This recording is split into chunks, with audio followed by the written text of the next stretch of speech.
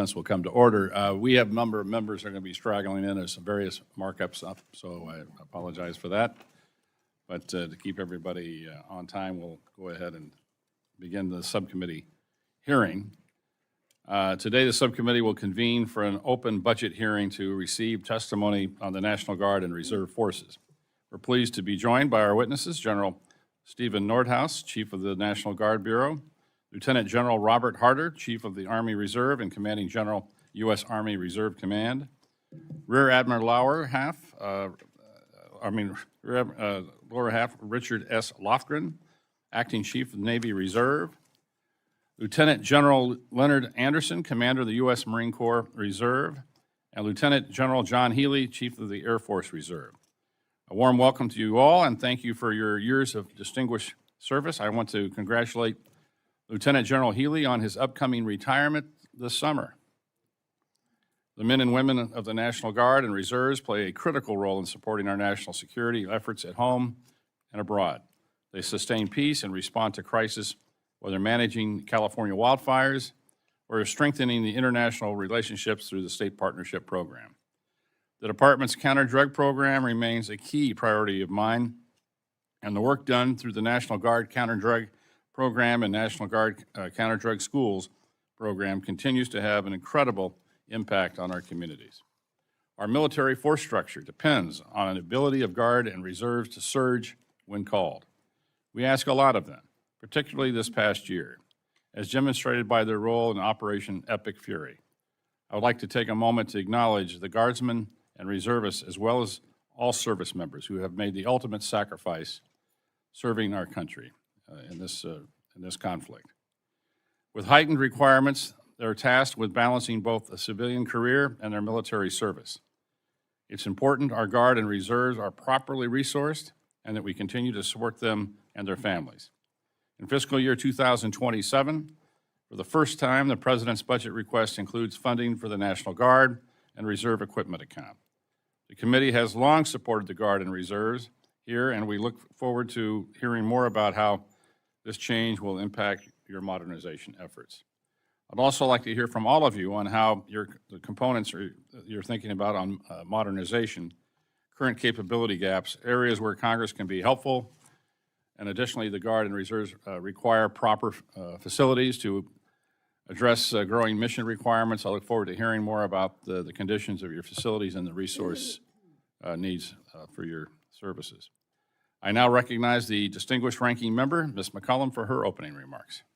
Thank you, Mr. Chair. Good morning. Thank you all for appearing before the subcommittee.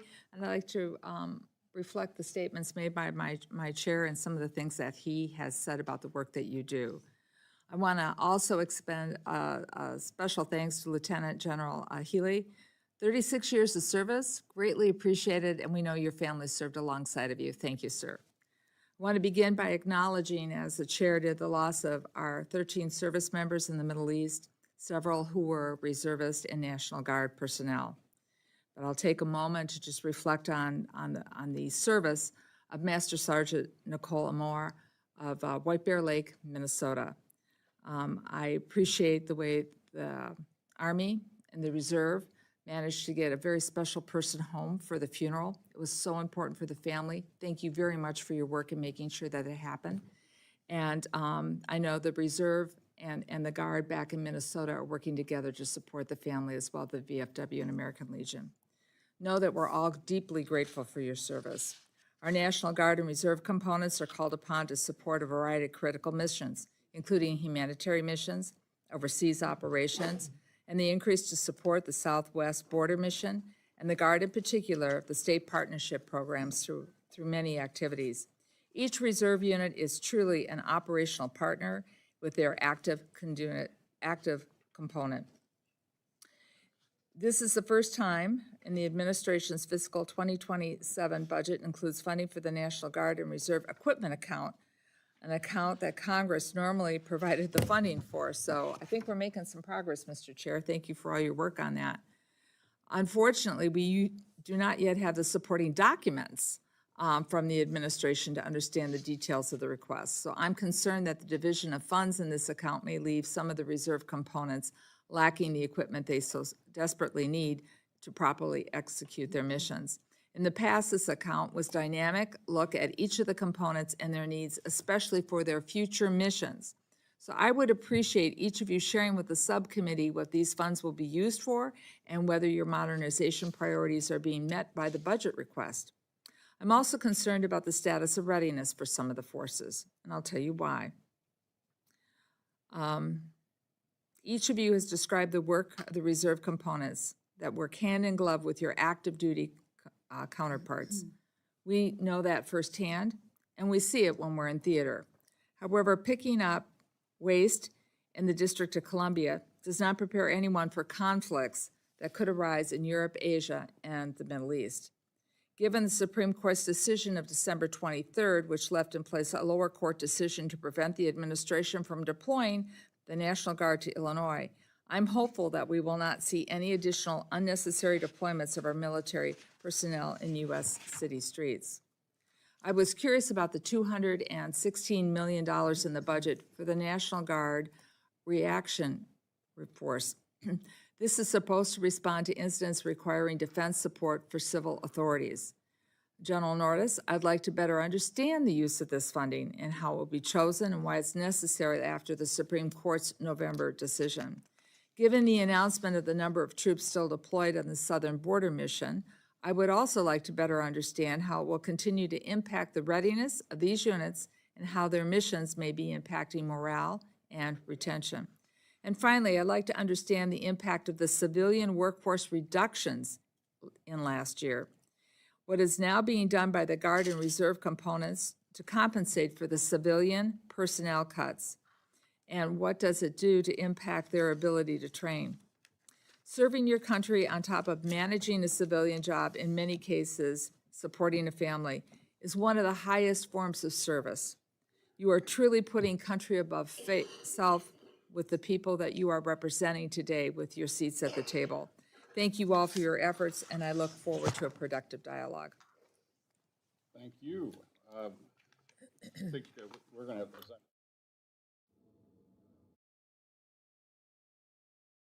buttons here. Several more members coming in shortly. But we're going to now begin with our witness testimony.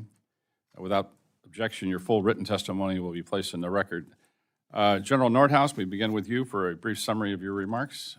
You're recognized. Thank you. Before I provide my opening remarks, I ask that we remember, too, our fallen service members from across the Joint Force who have made the ultimate sacrifice for our country. They will always be remembered. Chairman Calvert, Ranking Member McCollum, and esteemed members of the subcommittee, thank you for the opportunity to testify today on the strength of your locally based, globally engaged National Guard. I thank the 54 Adjutants General and Senior Enlisted Leader John Raines here with me today for their counsel. Moreover, I want to thank you, Congress, for your support that underpins everything we do, ensuring a stronger and more secure tomorrow. It's an honor to represent 435 soldiers and airmen of the National Guard. Today, over 41,000 Guardsmen are engaged worldwide, securing our homeland and supporting every combatant commander around the globe.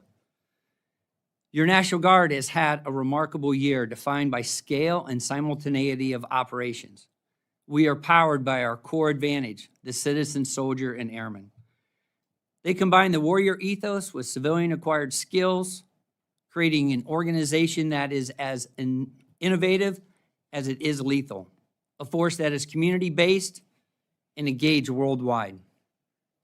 Defending the homeland is the Department of War's #1 priority. This is the National Guard's foundational mission, our dual mission, serving the primary combat reserve of the Army and the Air Force while also serving as the military first responders in domestic crisis.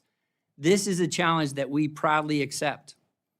Without hesitation, during Operation Midnight Hammer and Epic Fury, the National Guard crews delivered decisive blows to Iran in lockstep with our joint force partners. In Operation Absolute Resolve, the National Guard fought against narco-terrorism. And daily, we responded in the homeland, totaling 2.4 million hours of direct support to our fellow citizens. Your National Guard is an indispensable return on investment for America. We represent 20% of the joint force, yet we operate on less than 4% of the department's budget.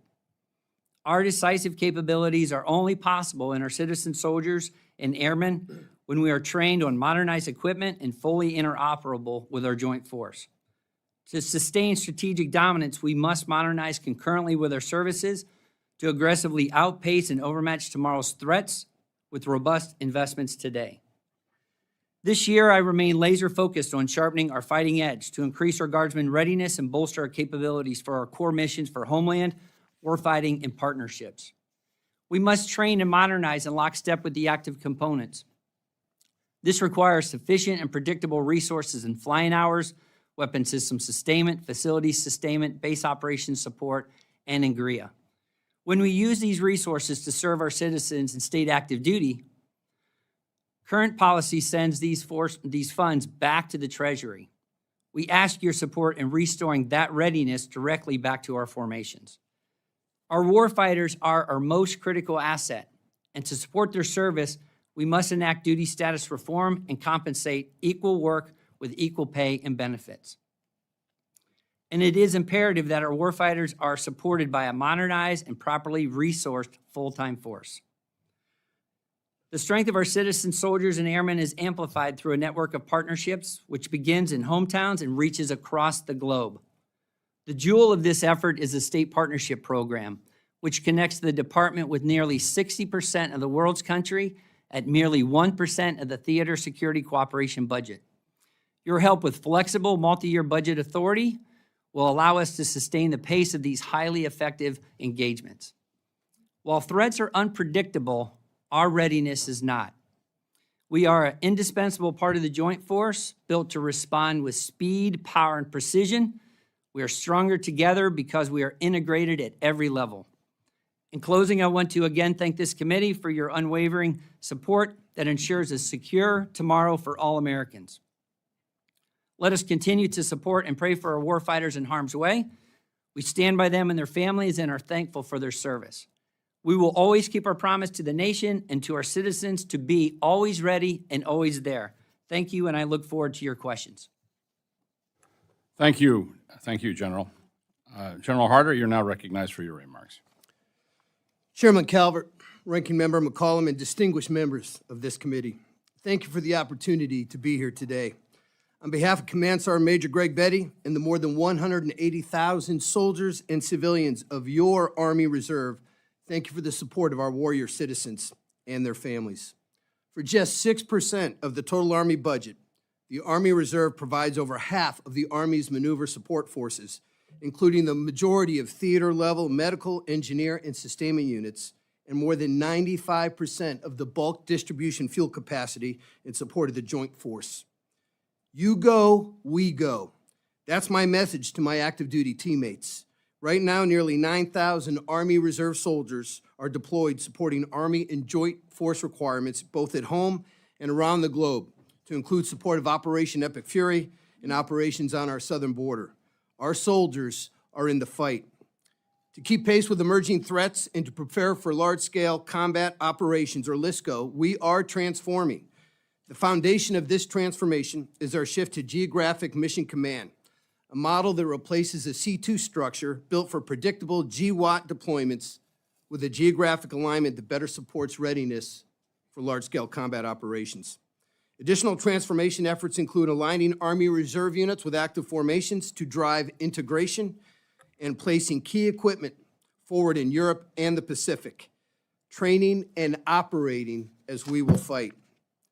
To ensure our soldiers and units remain ready, I ask for your help in 3 key areas.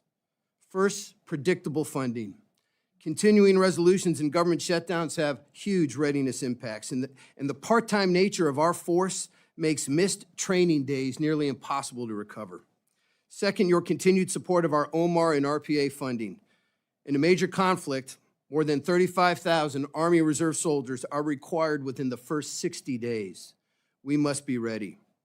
Third, continued support of the much-appreciated National Guard and Reserve Equipping Account, or NGREA, which allows for flexible procurement of critical equipment. On 7 March of this year, my Command Sergeant Major and I were on the tarmac in Dover, Delaware, greeting our 6 fallen Army Reserve heroes as they returned home from the CENTCOM AOR. And Congressman McCollum, thank you for being there, your support of Nicole and her family and our whole Army Reserve enterprise. More than 30 Army Reserve soldiers were injured in that, or wounded in that same attack. We honor their sacrifice, and it affirms our resolve to ensure every Army Reserve soldier receives counter-drone equipment and training at pace with the Army and Joint Force. To that end, we've dedicated nearly a third of our NGRIA appropriation to counter-UAS systems and will continue to invest in these life-saving technologies. In closing, while we are your Army Reserve, we are not a force in reserve. We are in the fight. The resources you provide are critical to ensuring the young men and women of your Army Reserve stay combat ready. Thank you for your time today, and I look forward to your questions. Thank you, General. Admiral Lofgren, you're now recognized for your remarks. Good morning, Chair Calvert, Ranking Member McCollum, and distinguished members of this committee. For 111 years, the Navy Reserve has provided a critical strategic depth for the fleet and the joint force. When our nation calls, we answer, ready, lethal, and all in to fight and win today. We are building the Navy of the future and defining the next era of American sea power. Today, we are resilient, agile, globally present, and a combat-credible force that is fully integrated into the Navy's mission. With me today is our Force Master Chief, Nikki Rios, a tireless advocate for our sailors and their families. Force and I thank you for the opportunity to address this committee on behalf of our incredible Navy Reserve sailors. Over the past couple months in support of Operation Epic Fury, our logistics support wing, flying the C-40 and C-130 aircraft, have evacuated over 2,800 personnel, including families, out of harm's way and demonstrated critical aerial refueling capabilities for our Navy while supporting carrier strike group logistics. These same squadrons have delivered thousands of pounds of critical cargo and tactical airlift support to Southcom, protecting our homeland and safely relocating our teams out of the path of Hurricane Melissa. When our nation and our fleet calls, the Navy Reserve answers, delivering logistics when and where they're needed. Your support for the K-1 C-130 Juliets in the President's budget will ensure we can continue to answer that call with the capability and capacity our nation requires. Our North Star is clear. We are unambiguously focused on warfighting readiness. Today, 14,000 of our 59,000 Navy Reserve sailors are on active duty orders, serving in every area of responsibility. Our sailors are deployed 24/7, 365, restoring peace through strength while advancing the foundry, the fleet, and how we fight. We continue to modernize our force and align our resources to warfighting priorities, ensuring that we are ready to fight and win today, tomorrow, and well into the future. Our most significant contribution to the nation's defense and the very foundation of our deterrence posture is our people. A lethal, ready, and resilient force is not built of steel and circuits alone. It's forged from the talent, the training, and the motivation of our sailors. Therefore, I ask for your full support in funding the RPN, the OMNR, and NGRIA appropriations at the President's budget levels. These accounts enable our force to recruit and retain the very best that America has to offer through pay, bonuses, and benefits. And like you, our talent lives in your communities. To ensure they are always prepared, RPN provides the travel budget to get our people to where the fighting forces train. NGRIA affords the Navy Reserve agility in rapidly procuring and implementing equipment solutions that provide parity with active duty equipment and fill critical mission capabilities. Our investment in our sailors is critical to enabling a mobilization and combat-ready force. Every drill weekend, every exercise, every mobilization must sharpen our edge and must be matched by investment in modern equipment. To this end, we are posturing our force to deliver advanced, combat-focused capabilities that the fleet demands. Replacing our aging C-130 Tango fleet with a modern KC-130 Juliet Super Hercules aircraft meets the fleet's demand to enable contested logistics and sustain maritime power. As I've shared with many of you, our C-130 fleet, operated exclusively in the Navy Reserve, is the Navy's only long-range intra-theater airlift of oversized cargo. Last year, the Fleet Logistics Support Wing moved over 72,000 passengers and 22 million pounds of cargo, delivering critical munitions, repair parts, personnel, and fuel, sustaining carrier strike groups in every theater around the globe. Our C-130 squadrons are in the fight from the first minute of the first hour of the first day. However, this fleet is aging and lacks modern survivability and communications equipment needed for contested logistics environments. We are grateful for the strong bipartisan alignment on this priority. Chairman Calvert, Ranking Member McCollum, and the members of the committee, thank you for your continued support of the Navy Reserve and the sailors, civilians, and families who make our mission possible. Our commitment is clear: to enhance the fleet's lethality and warfighting readiness by delivering decisive capabilities at the point of need. I look forward to your questions. Thank you, Admiral. General Anderson, you're now recognized for your remarks. Good morning, Chairman Calvert, Ranking Member McCollum, distinguished members of the subcommittee. Thank you for the opportunity to testify on behalf of the Commandant of the Marine Corps about your Marine Corps Reserve. I am joined here today by my incoming Command Senior Enlisted Leader, Sergeant Major Patrick Fay. The Marine Corps Reserve is a critical component of our nation's defense. We are not a strategic reserve held for distant crises. We are a globally engaged, operational force that provides the Marine Corps with strategic depth and the ability to augment and reinforce the active component on a moment's notice. Our relevance is defined by our readiness. Providing combat-ready units to global operations, the Reserve seamlessly integrated into the total force. In fiscal year 2025, we activated Reserve Marines for requirements across 5 combatant commands. Today, we have Marines activated in every geographic combatant command to include combat operations in CENTCOM. These deployments are not just a measure of our readiness, but it is how we build it. We are growing a more capable, combat-seasoned reserve force prepared for high-end conflict. This level of readiness and modernization is directly enabled by your support. We thank this subcommittee for your continued support, especially through the National Guard and Reserve Equipment Account. For the Marine Corps Reserve, NGREA is not just a funding line. It is a warfighting requirement and a primary tool that enables our modernization. These funds allow us to field the modern platforms and systems our Marines that need to train as they fight. With a 99% execution rate across recent fiscal years, the Marine Corps Reserve has proven its ability to execute with discipline and speed while maintaining our service's clean audit for the last 3 years. Reserve readiness requires modern infrastructure. The Marine Corps Reserve occupies 148 reserve training centers across 47 states, and the average condition of our portfolio is rated as poor. While we aggressively pursue efficiencies through programs like Facility Sustainment Restoration and Modernization and Military Construction Navy Reserve to slow this decline, the disparity between our requirements and resources is growing. Continued support for our military construction and sustainment accounts is essential to provide safe, secure, and modern facilities where our Marines train.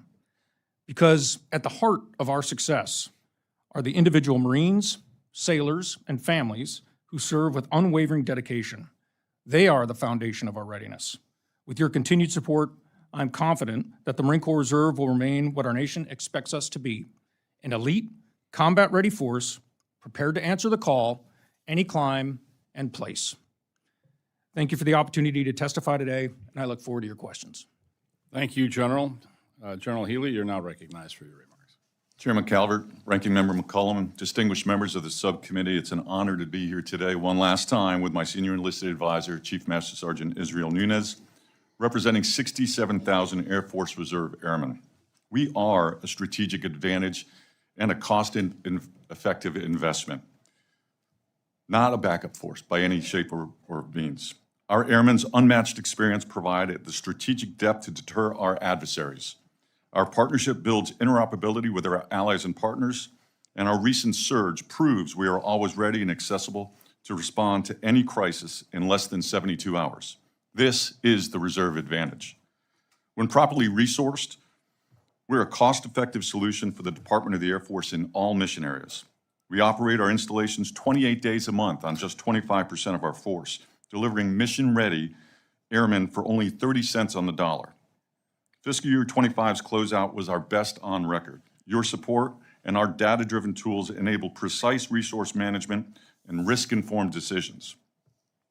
The Air Force Reserve is efficient, it's experienced, it's accessible, and most of all, it's lethal. We need your support to maintain this advantage. 77% of our fleet is over 39 years old. Supply chain shortages threaten aircraft availability, and a $1.5 billion backlog means requirements are rapidly outpacing resources. NGREA is critical to the modernization, agility, and maximization of our force and our purchasing power. I look forward to the discussion on the change from dedicated congressional appropriation to inclusion into the President's budget. We're currently hollowing out our nation's future combat capability through disproportionate divestment. Over the FYDP, the Air Force Reserve is projected to lose 20.1% of our inventory, a significant imbalance compared to the other components. Our number one priority has always been and will remain concurrent and proportional fielding of advanced aircraft. As our crews prove their value right now in Operation Epic Fury, disproportionate divestment is an unnecessary risk to national security. That security hinges upon our seamless interoperability with our allies and partners. Recent operations have proven this is an urgent necessity, not a choice.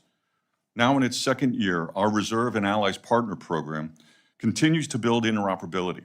While operating on a near zero budget, we've conducted 71 strategic engagements last year, including formal partnership agreements with the United Kingdom and France, while establishing new security cooperation pathways with the Netherlands and the Philippines.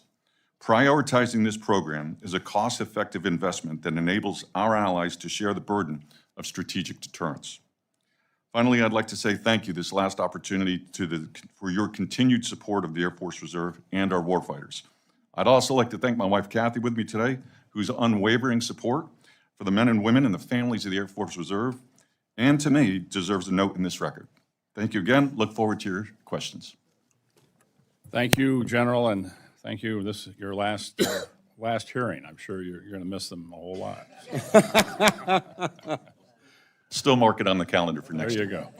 With that, I'd like to recognize the Chairman of the full committee, Chairman Cole.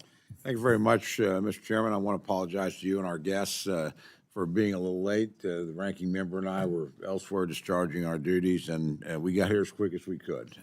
But again, we apologize for any inconvenience. Again, I want to thank you, Chairman Calvert, Ranking Member McCollum.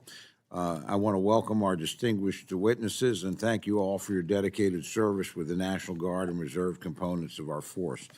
Let me begin by expressing gratitude to the men and women of the National Guard and the Reserve. You have the difficult task of balancing both civilian and military life. This unique structure gives us an adaptable force ready to respond. Excuse me. Whether it's deployments abroad or disaster response or helping secure our borders, you are vital to our national defense and our communities. I can't thank the units of the Oklahoma National Guard enough for their swift response and assistance every time a tornado strikes our communities. From the deadly F5 tornadoes that struck my own hometown Moore twice many years ago to the most recent tornadoes struck the town of Sulphur in my district, the search and rescue operations and hands-on assistance provided by these men and women of the National Guard truly encompassed what it means to serve. I'm proud to say that we're continuing to advance in regular order, further ensuring large omnibus bills are a thing of the past. Importantly, we will also have the opportunity to evaluate your funding priorities alongside the budget request. Today's hearing is an important forum for you to discuss current readiness, resource constraints, and priorities for our Guard and Reserve components. In just this past year, we've seen clear examples of both the Guard and Reserve components serving as essential force multipliers across a range of missions. We owe it to you to ensure that federal funding reflects your operational demands and the critical dual roles that you serve. I also look forward to hearing about the ongoing challenges with recruitment and retention, along with efforts to modernize equipment and facilities. We require a candid dialogue about your requirements and how Congress can be a true partner in strengthening our Guard and Reserve forces. Quote, always ready, always there. It's not just a motto, but a promise you have proven time and time again that you take seriously and fulfill to the letter.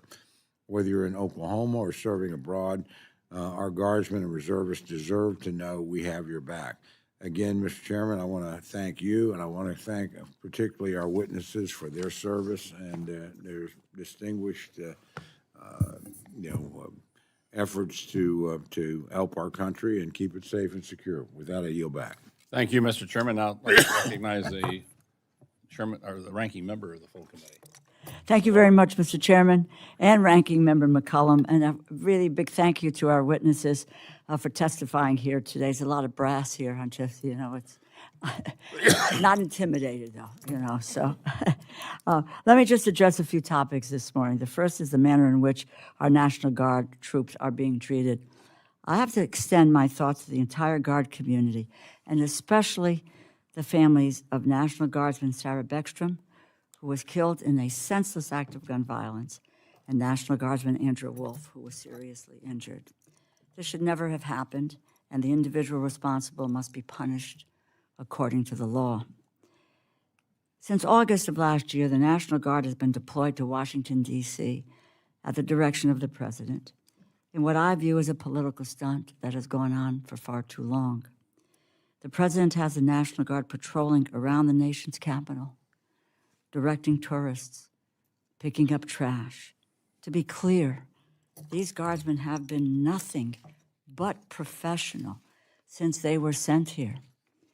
My problem is that they should not have to do this. It is not a responsible use of resources. The National Guard are crucial to supporting military operations around the world and assisting with emergency response at home. When a severe storm devastates a community, it is the National Guard who respond with tents, blankets, medical equipment, food, and water. They are often the first sign of hope for many who have just endured perhaps the worst ordeal of their lives. Guard forces are also routinely deployed to support combat operations overseas. Roughly 500 members of the Connecticut National Guard are deployed in the Middle East, and I am so grateful for their service to our country, and I want to make sure that they have what they need and that they are safe. In his budget, President Trump requested an additional $605 million for continued National Guard deployments in Washington, D.C. And news reports indicate that he intends to keep the National Guard in the Capitol until he leaves office. Every day and every dollar spent keeping the National Guard here takes away from where they are needed elsewhere. We should not be fabricating crises just to keep the Guard busy. In addition to the National Guard, please let me take a moment to express my appreciation for our reserve forces as well. The reserves play a crucial role in our armed forces. They provide critical logistical mobility and nuclear mission support. 9 reserve service members have lost their lives during the war with Iran. 13 servicemen have been killed. 9 of them were reservists. I offer my deepest condolences to their families and express a profound sadness at what is a tragic loss. It is critical that we in the Congress provide the resources necessary to support the men and women of our National Guard and Reserve forces. I look forward to hearing your answers to our questions today. Thank you, and I yield back. Thank the ranking member. Now we'll go to questions. We'll hopefully get around to everybody, so we'll limit it to 5 minutes. I'll start with myself. First, to make a comment, we all, as I've heard the comments about predictable funding, and I know that's important to all of you. And I think, say with support on both sides here that none of us like continuing resolutions. And so we're going to work hard with the full committee chairman here and the ranking member who worked very hard together to make sure that we have that predictable funding and that we hopefully can avoid continuing resolutions. One of the issues that's been important, I live on a border state of California, that's been extremely important is the counter-drug program, and I appreciate the impact it's had in our communities. Congress provided $305 million for the National Guard counter-drug program in fiscal year 26 and provide critical funding for training and operations. And we've also provided an additional $30 million for the National Guard counter-drug school program, provide necessary education to support combating drug trafficking efforts. As you know, hundreds of thousands of Americans have died of fentanyl poisoning over the last number of years. It's a horrible poison, as I call it, and this unfortunately has been inflicted upon the American population. So I appreciate what you're all doing, and General Nordhaus, How is the National Guard utilizing these resources to disrupt and degrade illicit drug production to make our communities safer? Chairman, thank you for the question, and thank Congress holistically for the additional funds in this counter-drug program. Last year, the National Guard counter-drug program took off $15 billion of illicit drugs supporting our law enforcement. Can't imagine how many lives that has saved and families that has been kept together because those drugs have been taken off the street. 69,000 other law enforcement agencies and agents have been trained through the counter-drug school program, which are funded through Congress, so we cannot thank you enough.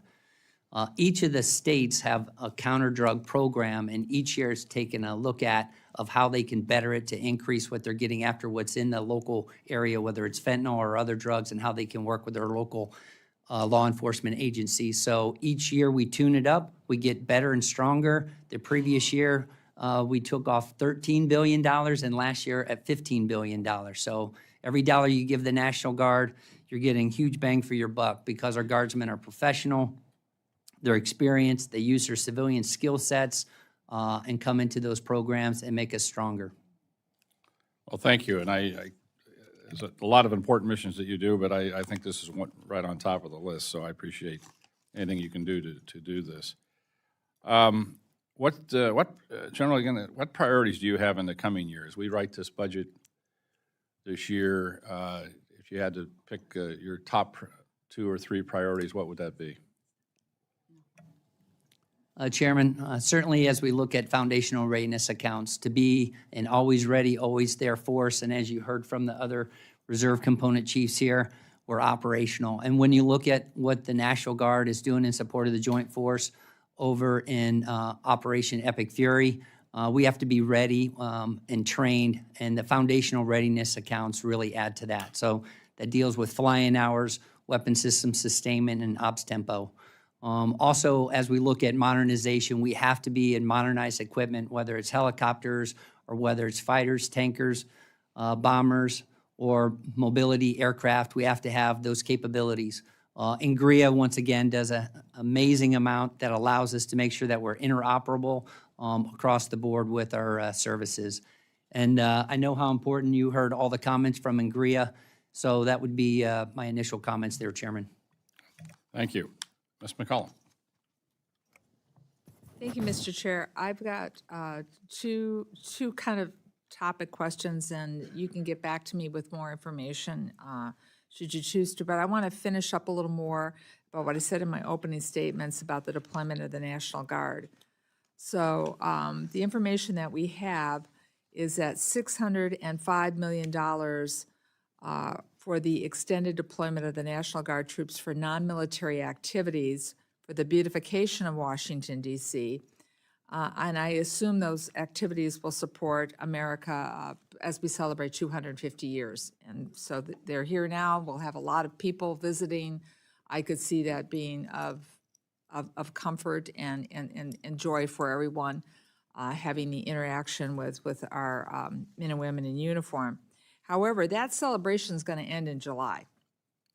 And it's been reported that the Pentagon wants to keep the National Guard troops in through, as the ranking member of the full committee said, through January 2029. That's the end of the president's second term. And that's well beyond the scope of this budget request. So the budget request for $260 million for the National Guard Reactionary Force is also something that this committee's been reading about in the paper to respond to incidents. So General Nordis, I have just a few questions for you, and if you have to get back with more information at the committee, truly understand, we look forward to it. How long do you see the deployments where the National Guard law enforcement support role in D.C. Is sustainable? Because that $605 million in the request is all coming at the expense of something else that the National Guard will not be doing. Then regarding the National Guard Reactionary Force, I'd like some more information and detail, and we had a little bit of a discussion in the office, but where is the funding coming from and contained in this budget? So we had a brief discussion in the office. I think you know what I'm going at, but I'm going to ask the Admiral a question first, and then you can both respond. I'll kind of pack it together. So the Guard usually deploys as a group. I've been to many deployments. We have Guard in Kuwait and Djibouti right now. They go. The reserves tend to. I've been during the height of Iraq and Afghanistan. I would watch Marines deploy as one. So you don't usually have you deploy at one, and then when you come home, sometimes you come home alone. You're not even being deployed in the big group. So I just want to acknowledge that. And this leads me to my question to you, Admiral. What is the length of time it takes for a Naval Reserve sailor to replace a sailor on another platform during a time of crisis? You're unique in what you do with the reserve that way. I know I have a cybersecurity unit in Minnesota, and there's different units that go on. The pilots tend to, because of keeping hours and that, they're all going. But when you have to take one of your sailors and put them physically on a ship, how does that integrate? How long does it take for that unit's activity to fully be cohesive? So my concern is if we need to provide more proper resources in order for the Navy to be successful, especially as we look at what they're doing with this blockade right now, the long deployment of the Ford, we want to make sure that it's seamless for the sailors on board the ship, the one coming in, the one going off, the one serving. I need to learn more about this. Ranking Member McCollum, thank you for the question. When you look at the mobilizations for your Navy Reserve, really they fit into two different pieces. You've got the operational support and those units that mobilize together as a unit of action. And those can be examples like our SEAL teams that are currently getting deployed, our aviation squadrons, our VR squadrons, our C-130 and C-40 squadrons that are mobilizing as well now together as units of action, as well as our they're constantly refining. Criticality is around both the RPN and the OM&R budgets to be able to fund those at the levels requested for them to continue to hone and refine that edge. So we feel very comfortable that those units of action and those members are ready to go right in the first hour, the first minute.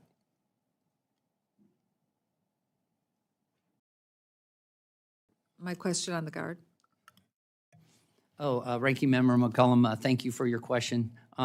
As we look at the DC Safe and Beautiful, certainly our primary focus is on the safety of our citizens.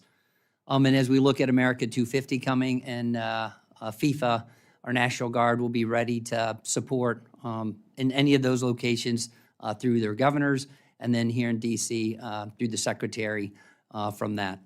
As we look at our National Guard, we continue to see our service men and women do amazing things in support of the local law enforcement. Excuse me, sir. It pains me to interrupt you, but my time's limited. And so I asked about the funding contained in the budget for the National Guard Reactionary Force and the request of the $605 million that for what we're doing in DC. That does come at the expense of something else in the line. So what are we not doing? Ranking Member McCollum, we are working with the department and reimbursements from the department, from DOJ and DHS. We will continue to work with this committee, and we look forward to making sure that we can do all the mission sets that we've been directed to do, and then also make sure that we can provide all the statutory training to the National Guard because we know how critical it is. I'd like a detailed breakout of the money and what training is not being done. Thank you, Mr. Chair. Yes, ma'am. Thank you. Mr. Cole. Thank you very much, Mr. Chairman, and again, to our witnesses, thank all of you.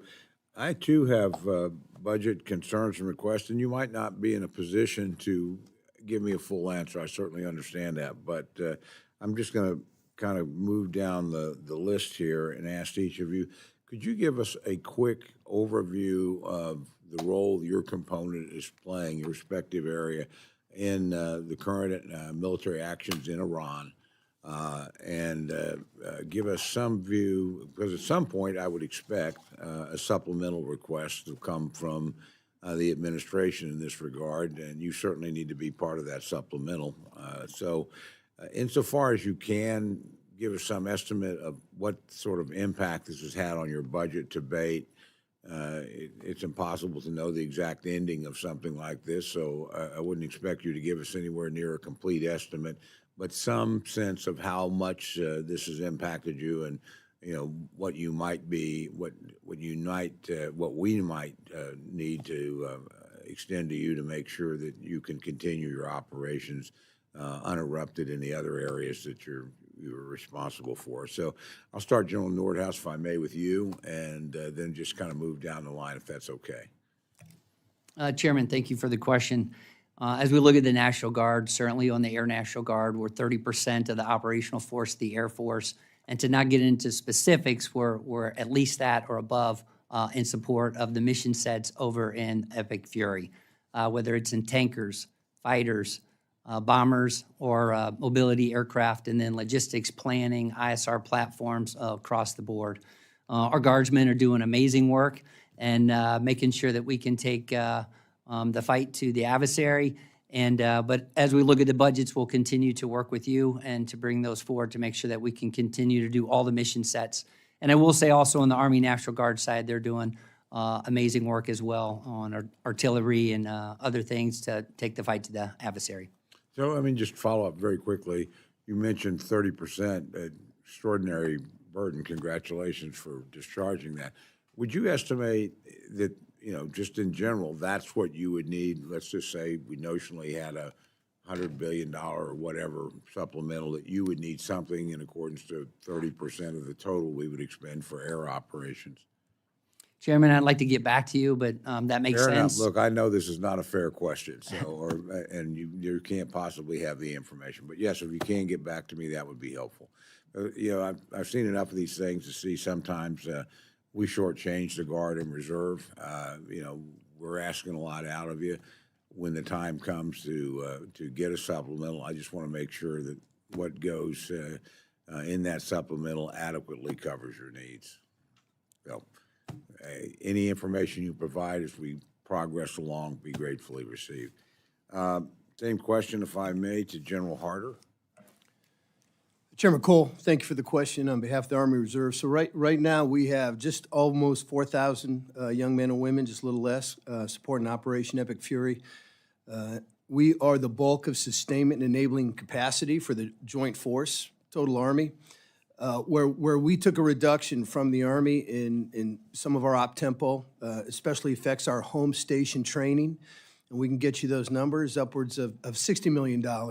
That's the one decrement that again is a little bit hard for us to make up. Our young men and women are getting after it, getting after the home station training, but that's where we always need some support is before we go to the MOB site and before we are boots on the ground in theater. Thank you. Admiral Lofgren. Yes, sir, Chairman Cole. As far as our troops our sailors rather, that are deployed overseas, the bulk of those sailors are currently flying the C-130s and the C-40s, providing critical resupply, rearming, and refueling for both the carrier strike groups and other aircraft that are in that theater. In addition, we are supplying teams that are doing maritime operations support for Fifth Fleet as well right now. So, and like General Nordhaus, we've got sailors that are engaged in both the cyber warfare and some of the integrated intelligence work as well, sir. Very good. General Anderson. Thank you, Mr. Chairman. Predominantly for Marine Forces Reserve, these were planned, budgeted deployments, and they are forward with 31st MU to include civil affairs, to include our light armored reconnaissance teams that are there, and to the ranking members' comment, we also have the individual augmentees that go in with specific skill sets that help CENTCOM. So to get to a specific number for you as far as funding for your Marine Corps Reserve and increased readiness and training, I'd have to get a more specific number back to you. But right now, as we plan in the Marine Corps, we plan across the FIDP. So our deployments for our reserves are planned, and they're already budgeted, so it's a predictable life for our Marine reservists. Great. And General Healy. Thanks for the question, sir. With the Air Force Reserve, what we did was close to a miracle. Our contract's a 72-hour deployment. We rarely test that. The normal timescale for a predictable deployment cycle is 180 days prior, but we knocked out greater than 3,000 deployers in that 72-hour mark in the form of multiple orders. So if you were to go around to any of the reserve-owned bases right now, whether it be cargo, air refueling, you're not going to see any airplanes there, and you're not going to see any people there. They all moved out already. greater than 3,000 total from an emergent perspective. But in addition to that, we've also got double that in our expected overseas normal rotational basis as well. So we're fully vested in all the cargo, air refueling, intel, command and control. I'd classify the impact that we're going to have, depending on the length of this, will be in the form of, you know, the standard for a reservist or a guardsman is a week and a month and 2 weeks a year. Well, that money that we typically use for that is not going to get used because they're being used for contingency operations. Likewise, all the aircraft that we typically use for training day in and day out are currently deployed. So there is no opportunity for those back at home that have not deployed to continue with that training. So it's a little more challenging from that perspective. All of our support agencies and non-deployed activities outside of ops and maintenance, there's realistically no impact on it, but we're watching closely the timing and how to manage that money when they do return. Well, thank you very much. And again, I think, you know, collectively, your testimony really underlines what not every American realizes, how much of our ability to conduct an operation like this really depends on your readiness and what you have at your disposal. And of course, it's not a predictable exercise. You can do the best you can to plan, but none of us knew this was coming, and none of us knew how long it would take, or know how long it will take. So just thank you for your adaptability. Thank you for what you're doing, and please, to yourselves and to the administration, when the time comes to send us a bill, because it certainly will, we need to make sure that your forces are receive what they need for what they've used and what they need in terms of recovery time, retraining, what have you, so that you're ready, God forbid, if we need to call on you again anytime soon. So again, thank each of you for your service. Thank you very much to the men and women that you respectively lead and their service to the country. With that, Mr. Chairman, I yield back.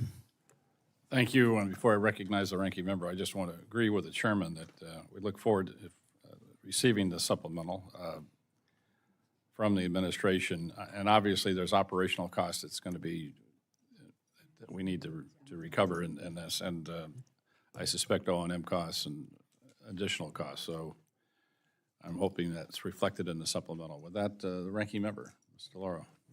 Thank you, Mr. Chairman. I understand that the Guard still flies over 200 Lima model Blackhawks, and they're scheduled to reach their end of service life in 2032. We have heard that the Army National Guard has validated requirement of 225 Black Hawk aircraft, and for 2027, the budget only requests 1 Black Hawk for the active Army and 0 for the National Guard. At the same time, the budget proposes that the CH-47 Chinook procurement dropped from 11 to 5. The Guard flies both platforms in support of domestic missions every day, performing disaster response, medical evacuation, search and rescue on top of their overseas commitments. I have a question for General Nordhaus and for General Harder on this question. General Nordhaus, can you speak to the Guard's requirement for Black Hawks and whether your current aviation inventory is sufficient to meet mission demands? What do these procurement and modernization reductions mean in practical terms for what the Guard can do and cannot do? Ranking Member DeLauro, thank you for the question. As we look at the National Guard and work with the Army, our Army aviation is critical across the board for all of our 54 and the mission sets that they do in the homeland and in the warfight.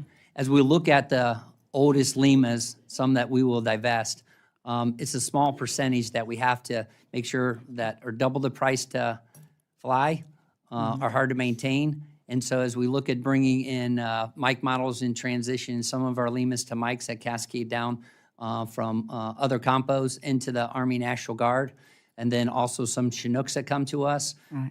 And then what we want to do is be able to take that investment into the MV-75, Right. that new platform with the Army. And so we feel very nested with General Leneve and Army as we go forward. Right, but the MV-75 is a ways off. And my question is whether your current aviation inventory is sufficient now to meet mission demands. And what do the procurement and modernization reductions mean in practical terms for what the Guard can or cannot do? Do you have what you need? I mean, I understand what the transitions, but this is now. This is current.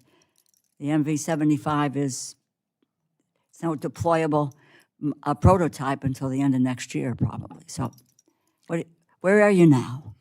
Yes, ma'am, I think we're in an okay spot, but we Okay. need to make sure that we continue to bring other mics from the other compos into Army National Guard, make sure that we take the oldest aircraft that are twice as expensive and take that money to be able to put those parts and increase the rates on the mic models and Limas that we do have as we bring new aircraft on in the future. Okay. Well, it seems to me that we have a gap here of, which I think we need to address, and we can't fully address it now, but I think we have a gap in what you need in terms of aviation requirements going forward, especially with what the president's budget looks like in terms of this area. And going from, I know people think that I have, it's parochial because we build the Blackhawks in my district, but you go from what, 24 to 1, Guard gets 0, Chinooks are down. So it seems that we need some real analysis of where all of this is as we move forward. Okay. General Harder, I want to ask about the Army Reserve. The Transformation Initiative proposes eliminating the Army's Reserve's rotary wing capability, raises concerns about retaining qualified aviators and maintaining their expertise at a time when commanders continue to signal demand for aviation support. How is the Army thinking about preserving that capacity, and what risks should we understand here in the Congress? Well, Ranking Member DeLauro, thanks for that question. So, as you're aware, the Army made the decision to divest of 2 of our brigades. But Congress also put a restriction not to turn in anything, until June. So we have 228 aircraft. We've turned in a few of the older Lima models. We still have all the remaining aircraft, and we're maintaining those aircraft. As you stated, and as we all well know, our pilots are seasoned and qualified. We've developed some models where we would continue to retain those pilots in support of our Compo 1 and Compo 2 teammates. So the Army Reserve right now stands by to support the needs of the nation as directed. Okay, thank you. Could I do another question, Mr. Chairman, or am I on? You need additional time? Okay, yes, if I can, I'll try to be quick. 22 adjutant generals wrote to this committee on April 1st saying the Air Force needs a minimum of 72 new fighters per year just to begin reducing the average age of the fleet, and that cascading legacy aircraft from the active component to the Guard is not recapitalization. They have also noted that 13 of the 24 Air National Guard fighter squadrons remain programmed on F-16 post-block aircraft with no recapitalization plan on record. Yet the budget, again, 2027 requests a total of 38 new fighters, barely half of the reported minimum requirement, and I do not see any of those aircraft specifically designated for Guard or Reserve in the budget documents. Significant gap between what the Reserve components have validated versus what the budget looks like and need to provide. Again, I'll ask both questions at the same time. General Norhouse, current rate, when do the Guard fighter units begin transitioning to modern aircraft? How are you thinking about the path forward for those 13 Air National Guard squadrons still rating recapitalization decisions? General Healy, the Air Force Reserve operates as legacy platforms and faces similar recapitalization challenges. What does a procurement level of 38 fighters per year compared to the 72 identified by the adjutant generals mean for the Air Force Reserve readiness and mission capability over the next 5 years? So I'll start, General Nordhaus. Thank you, Ranking Member. Your numbers that you talked about there, 13 of the 24 do not have a current plan. We certainly are working rapidly with the Air Force to find out what that fielding plan is in the future. We're currently looking at a couple MOBs, MOB 16 and 17, which would be F-35s, and then the F-15EXs coming to several of our wings in the future. But we need those additional aircraft and, the defense industrial base so that we can have the aircraft that can come into our formation. As we see, fighters are critical. Our fighters were at Epic Fury, Absolute Resolve, Yes. Midnight Hammer. Amen. And so recapitalizing these Air National Guard fighter units is critical for our nation. Thank you, General. Ma'am, you're speaking my language. The last year's comments specifically got after the fact that whether it be Nellis and our aggressor F-16s divested without recapitalization, our Whiteman A-10s currently slated to divest in 27-28 associated with Moody, in addition to our Homestead F-16s with no scheduled recap at this time. So this has been something that I've been trying to push from my end in the Air Force Reserve through the Air Force and with help from Congress when I specifically talk about concurrent proportional fielding of weapon systems. I think there's some positive outlooks with regard to Homestead in the near future and a conversion from F-16 pre-blocks to F-35s. And we're also optimistic that we might have made some headway with regard to Whiteman Air Force Base and the divestment of the A-10s and a possible recapitalization there. It's something that's been since day one, since I came in the job, and it's going to be day 460, day 4 years worth when I exit the job that I'm going to keep asking for this, ma'am. Listen, I appreciate the candor. I'll just make one final comment is, we talk about F-35s, talk about F-16s and the needs for that, but in no way have we talked about Black Hawks and the need for that. I think that's a future conversation and one that I'd like to keep in touch with you on. I look forward to working with you to see that the budget that we are doing reflects that reality of making sure you have the equipment and the modernization and the support to be able to do it with the Guard and the Reserve. Thank you, Mr. Chairman. Appreciate Thanks, you. General Lady. And also, I want to point out, we're going to be flying Blackhawks for a long time, and I agree with you. We have to have a smooth transition as we move to the next platform. And also, something we should bring up is the ITIP program, and to re-engine both the Blackhawks and the Apaches to more power, more range, better capabilities, some of the older platforms that we're flying. So that's something we all need to work on to see if we have the suitable funds for that. Judge Carter, recognize. Thank you, Mr. Chairman, and thank all of you for being here. General Harder, the United States Army Reserve is currently operated all over the world, right? Highlighting the vital role the Army Reserve plays in defense of our nation. Pardon me for my voice. The importance of being manned, trained, and equipped to meet the demands of large-scale combat operations is important. Can you talk to me about your biggest equipment and modernization concerns? I'm sorry about my voice. Thank you, Congressman. Thank you for that question. And so, exactly right, sir. As I stated earlier, we're the bulk of the enabling capacity for the Joint Force.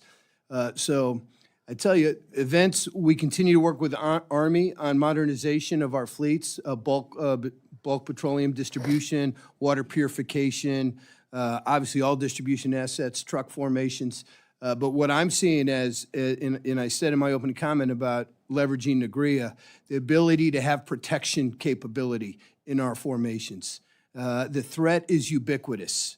Obviously, evidence what happened at the Port of Shuaibah in Kuwait, but we see that everywhere we go, what the enemy can deliver with drones and missiles. And how do we defend ourselves at echelon? This is not an infantry fight, it's everybody's fight. And so what we are looking to invest in the Army Reserve is for our formations, truck companies, water purification, those young men and women have to have the capability to identify, assess, and defend.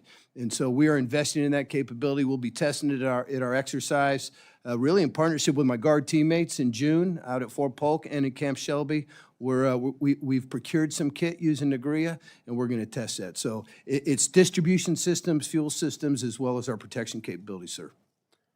The Guard and Reserve units are mobilizing on short notice. How effective are the current pre-positioned stocks and equipment sets to ensure that they deploy with modern, mission-ready capabilities rather than legacy systems? Well, sir, again, we're about we get about 1% of the Army's modernization dollars. Not complaining, stating a fact. That's why NAGRIA is so important to us. But what we have been doing is posturing some of our equipment that has been modernized forward. So we've positioned truck maintenance company ammunition formations forward in Europe, and we're doing the same thing in the Indo-PACOM AOR. The Army Reserve is maintaining that so that we can fall in on that modernized equipment should we be asked to deploy and fight in support of the nation. That's a good idea. Thank you, sir. And by the way, there are a lot of people that I see every day that are coming up with solutions for water and other things that look really good. So we'll be looking at that too for you. Yes, sir. Thank you. Thank you, Chairman. Thank the gentleman. Ms. Capter. Thank you, Mr. Chairman, and welcome to our distinguished guests this morning. Thank you for your service. I'd like to begin my remarks by recognizing the noble service of Captain Seth Koval, Captain Curtis Angst, and Master Sergeant Tyler Simmons from the Ohio Air Guard 121st Air Refueling Wing, who lost their lives over Iran recently. Members should co-sponsor, if they can, House Resolution 1129, honoring these fallen Ohio National Guardsmen. I've served in Congress a long time, and you have served a long time as well. I just wanted to offer an observation. The Department of Defense is the largest in terms of budget capacity in the entire federal government, followed by the Department of Homeland Security. I speak today on behalf of local police and sheriffs and just give you a conundrum.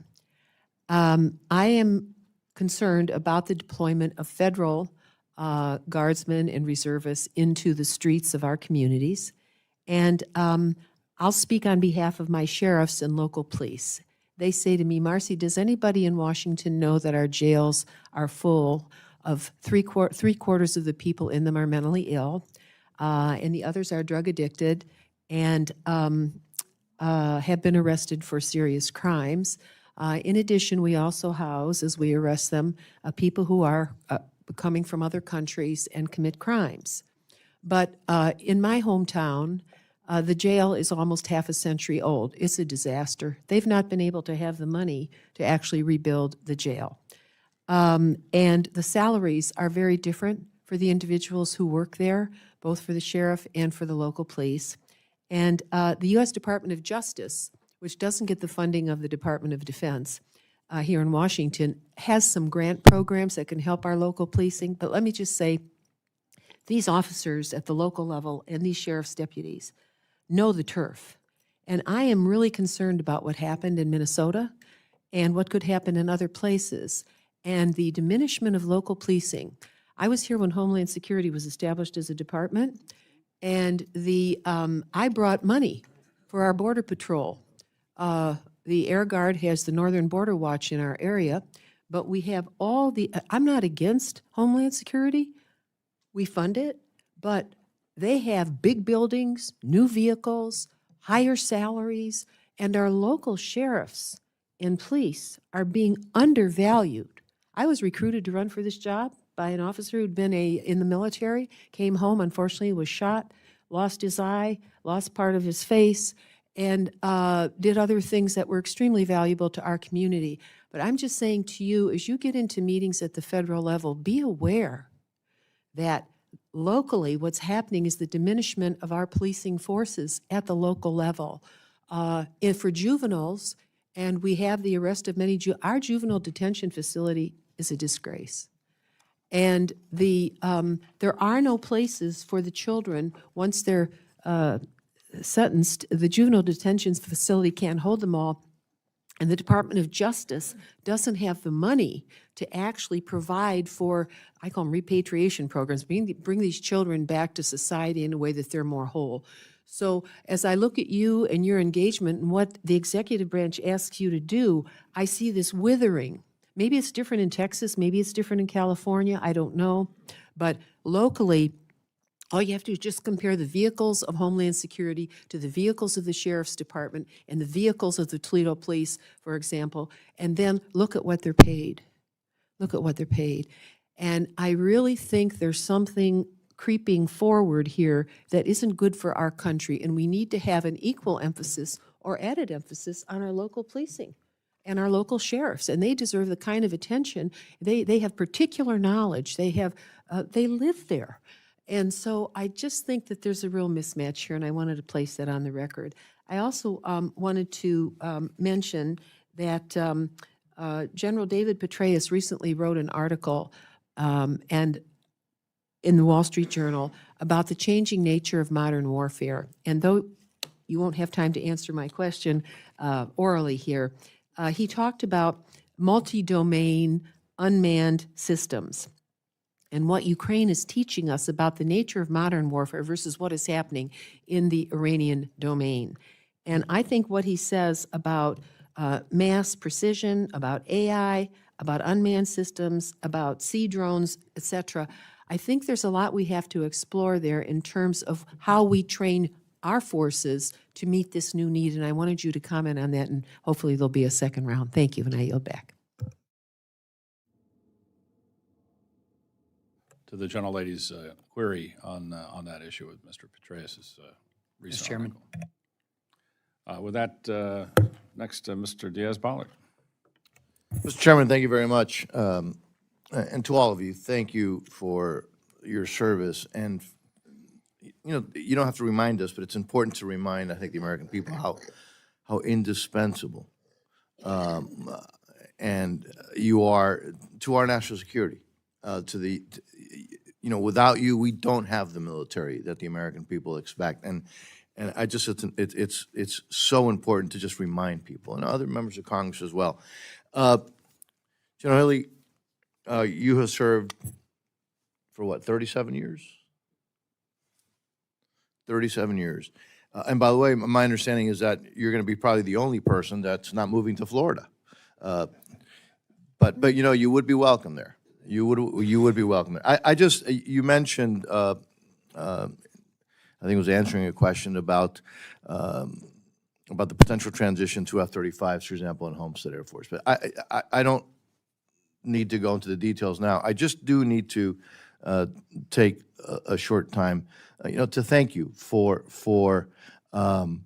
you know, you in the time that I've had the privilege of knowing you. You really are so in tune to some details that some people may not be aware of. And part of that example is your intimate knowledge of what Homestead Base means to our national security. So again, I don't need an answer from you. I just wanted to let you know again that that I appreciate not only your service but your detailed knowledge. And you mentioned that you've been on this case for a long time, and I think you know, God willing, that will succeed. But I just, again, not only want to thank you for your service, but the fact that those who may not know you as well need to understand that very few people have been as persistent, but as knowledgeable, including about some areas that some people may not be so knowledgeable about. So again, while you may not go to Florida, just know that you have somebody who greatly admires your service, and in not just on the, not an Air Force pun, not on the 40,000 level, but also on the detail level. So thank you, sir. Thank all of you. And with that, Mr. Chairman, thank you for a yield back. You're already taking all our Californians, so you gotta limit that. Next, Mr. Case. Thank you, Mr. Chair, and I join everybody in thanking each and all of you for your incredible service. General Healy, I share all of the sentiments. I think among many accomplishments, you've just been a really good partner with Congress. I think that's a skill to treat this as a true partnership, and you've done that, and maybe that can be one of your next jobs is consulting on partnering with Congress, assuming you want to have anything to do with us. And to each and all of you, thanks so much for taking care and advocating so effectively, especially for my Hawaii Guard and reservists. I think they would say that if they were here. Many of you have visited. Really appreciate that. And I think to Chair Cole's comments about your service in our states in time of need, I think back to the 3 or 4 crises we've had in Hawaii just over the last 4 or 5 years. COVID, of course, Red Hill, the Maui wildfires, and more recently, some very severe flooding. You've been involved in a critical part in all of that. So that needs to be emphasized also is your readiness in those times of need. So I thank you for that. We're sorting through kind of a confusing budget right now. We have been presented with a very large budget with insufficient detail. And that budget is conflated as between discretionary and proposed reconciliation funding. we've been trying to sort through the overall thinking of the department, the individual services and the individual components in terms of what is allocated to each of those buckets and why. And I'm noting that in the case of the Guard and the Reserves, there's not a whole bunch of proposed reconciliation funding. And we've talked a lot about NGRIA and procurement lines here. We all acknowledge the importance of that. But how are we actually getting after that in funding? That's really the bottom line question here. And I'm just trying to piece through the little information that we have already. And I don't think that there's any FY27 proposed reconciliation mandatory funding for any of you, with the exception of the Navy. Reserve equipment, I see aircraft procurement at $1.19 billion proposed in the mandatory side of things. Admiral, do you know what that's for and why it's in reconciliation as opposed? And by the way, you've got a big lump there as well, 1.755 billion in the discretionary budget. But why are you loading some of that into reconciliation, and what is it? Congressman Case, I appreciate the question. As I look at the president's budget and looking at the two pieces, I view that as two bills, one budget is the way that I see that. With regards to replacement of C-130s for us, it remains our most critical requirement for the Navy. It is our only intra-theater long-range transport to both rearm, resupply, and refuel the fleet. It's the only aircraft that will deliver oversized cargo in theater. And right now, it's actually performing in-flight aerial refueling, which is a critical component for us. Those aircraft right now are 35 years old. They have mission capability rates in the 30%. The new models of Juliets, they've got better survivability. They've got better communications, integrated systems that really will allow us to fly farther, faster, and higher, and provide a greater degree of survivability for those crews. Okay, so that's C-130 replacement. Is that what that line So is there? I'll take that question for the record. As Okay, far as specificity around that, in sir. addition to the question, why the distinction between discretionary and reconciliation? Is that a contingency plan in terms of congressional funding, or is that phased, or what? That's a rhetorical question for now. Yes, sir. Okay, and also I'm just noting here in the budget, and this is on the discretionary side, I'm seeing procurement of ammunition, Navy and Marine Corps.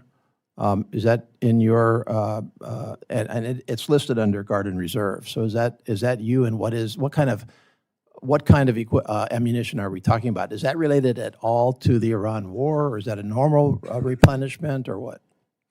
Sir, I can only speak to the specificity around the reserve. I'm not familiar with the details, but I'll work with your staff and take that as a follow-up, sir. Okay, thank you very much. Yes, I yield. Thank you, Mr. Chairman. And to each of you gentlemen, I had the privilege of meeting and greeting with each and every one of you today and your staffs. Profound thanks. Your questions, your testimony today has been impeccable.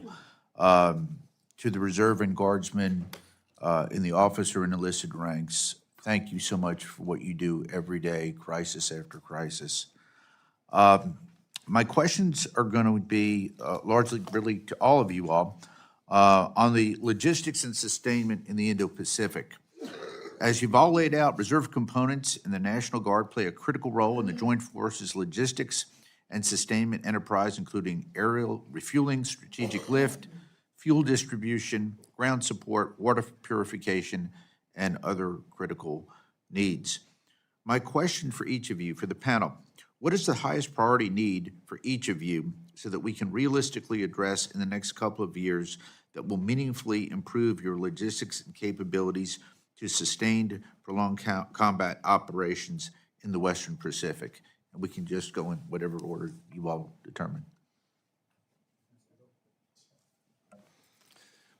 Thank you, Congressman. Appreciate the question.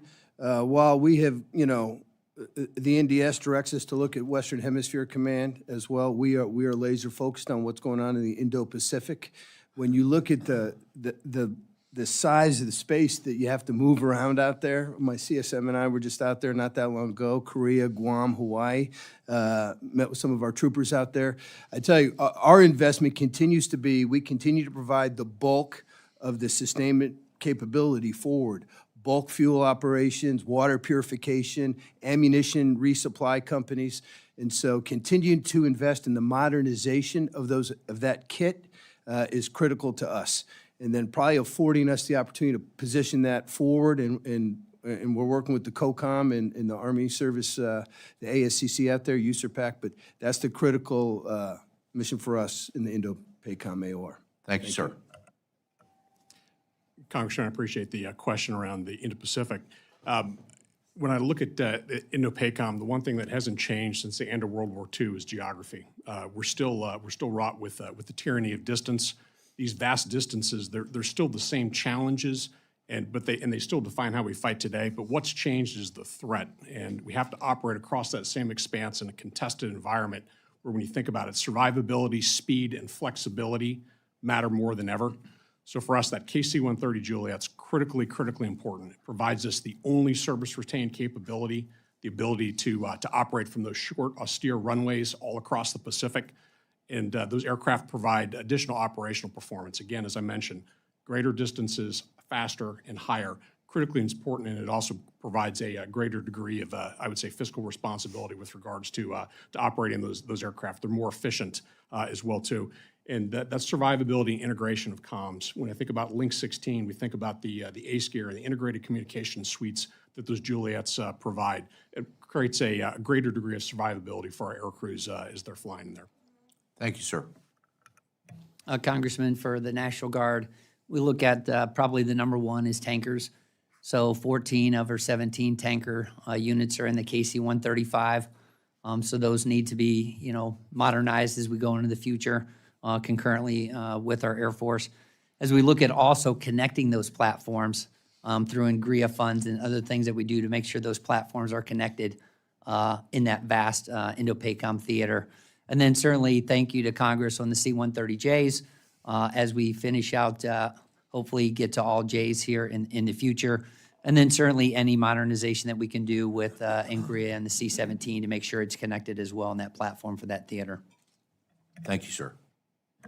Congressman, as you know, the Marine Corps is focused on the amphibious nature of the fight, understanding our role in that AOR, and we're certainly keeping an eye on amphibious ship readiness, and look forward to the landing ship medium coming online and coming forward. For us as a Marine Corps Reserve, for our individual Marine, we are committed to the light tactical vehicle family. That includes JLTV and ULTV. I'm concerned that the price may increase as the Army has pulled out of that program. So as a service for the Marine Corps, we're focused on staying committed to that program. It's going to move everything, not only our Marines, but our Nemesis missiles, TPS-80s, other kit that we have for the mobility on the island chain. So our number one focus will be getting those GLTVs to the reserve so I can have those Marines trained and ready to go when they do get into the first island chain. Thank you, sir. Yeah, and I agree with General Nordhaus with regard to the air refuelers as being our number one priority in the theater. Using our INGRIA dollars to make sure they got beyond line of sight communication, ensuring they got LARCOM as the defensive system as well. Converting to KC-46 as well so that we can use it as a force multiplier. I'd also add that continuing exercises as a reserve component with the active component to ensure that we're completely interoperable in every type of O-plan excursion. And then lastly, the Air Force Reserve has a significant presence with our civil engineering, and the ability to get out there and actually set the theater prior is one of our priorities. Thank you. Thank you, sir. I yield back.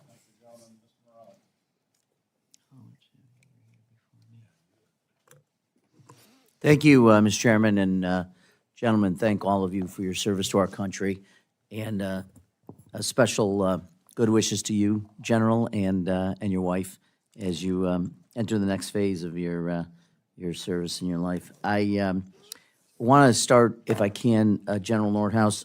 I serve at I have two responsibilities here, the intersection of both which come together around a question I want to ask you. I serve not only appropriations, but as the ranking member on the Committee on House Administration, which has responsibility for federal elections. The president raised eyebrows a couple months ago when he said he regretted not deploying the National Guard during the 2020 election.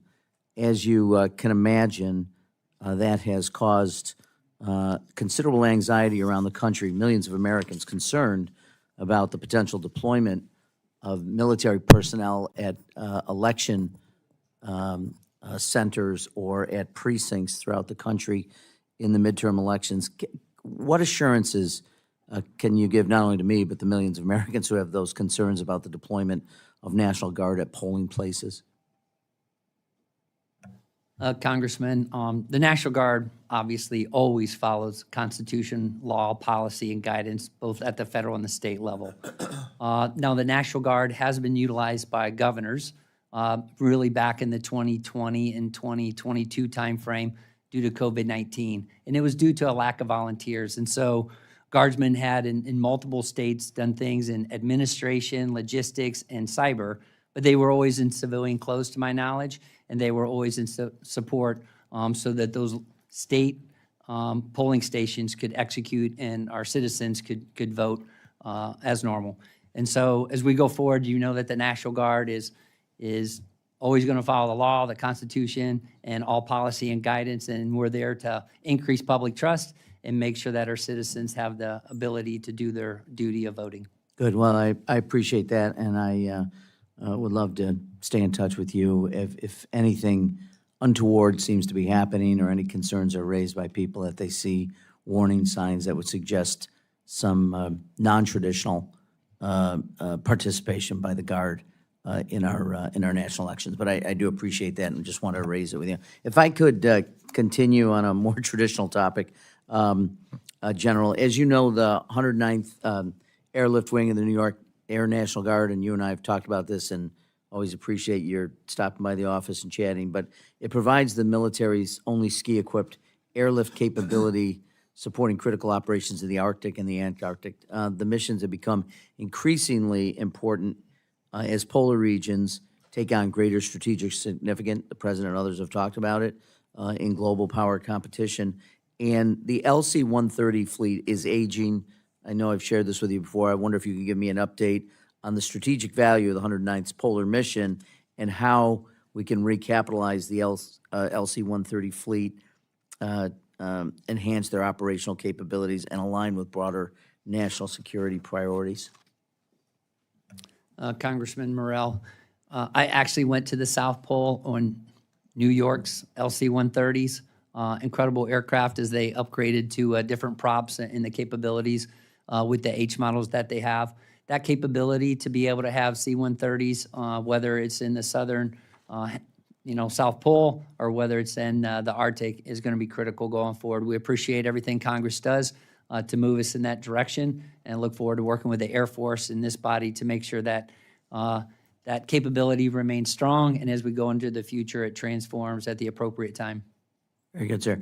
And in my last minute, in 2021, General, 3 highly experienced New York Army National Guard pilots, Chief Warrant Officer Steve Skoda, Chief Warrant Officer Daniel Priel, and Chief Warrant Officer Christian Koch, were tragically lost in a helicopter crash during a night training flight in my district. A stark reminder of the inherent risks in rotary wing training and operations. Any lessons learned from these incidents being incorporated into updated training protocols, simulator use, or crew coordination that we should know about? Congressman, let me just start off by, I'm a longtime aviator, not only flying F-16s and F-35s, but flying for a major airline. And I have a son flying this morning, called me last night. He's doing a cross country because he's getting his pilot license. And you can believe I'm talking safety all the time. This last week, I had the team in from both the Air National Guard and the Army National Guard. I do it quarterly to make sure we're looking at all the safety across the board. I'm happy to report that the National Guard, on the Army National Guard, has had no Class A's in 25 or 26. It is a major focus of both the Army National Guard and the Air National Guard and across aviation that we have to learn these lessons from safety. We have to put them out. So they're doing stand-ups on a regular basis to make sure that they're taking lessons learned from incidents that have happened recently and ones that have happened years ago. So as they do these stand-ups, they can talk and they can remind even the newest pilots of how a little bit of loss in concentration or not understanding how something might affect the safety of their flight comes into play, and it makes them better and more safe. And I'm seeing on the ground safety and on the air safety, both for Air National Guard and Army National Guard, the trends are down and going in the right direction. Very good. Thank you again, gentlemen, and to the men and women who serve with you. Appreciate your service to our country. I'll yield back, sir. Thank you, gentlemen. Mr. Elzey. Thank you, Mr. Chairman. Thank you all for being here. Before I get started with my comments and questions, I'd like to thank Kathy Healy. The unsung heroes of all of these men in front of you are the families. You have carried the water for your husband and your family for nearly 40 years, if not more, and you never get the recognition. There should be a medal that equals the Medal of Honor for spouses, especially spouses of generals who have dealt with a lot over the years. And I just want to say thank you and put it on the record that we recognize your sacrifice over these years. And I think I see a tear streaming down from General Healy's eyes. But God bless you, and God bless all the families of members of the service members. To the senior enlisted advisors sitting behind the men with the stars, you carry the water for the training and excellence of the National Guard and Reserve, and I thank you as well. It is, if you don't know how important we think you are, we were up till 3 o'clock last night voting, and this is probably the first time I've seen the entire panel up here with all the members of Defense Appropriations here at once, to include the chair of the overall committee and the ranker. So we take what you do very seriously. And as Tom Cole said, we shortchange the Guard and Reserve.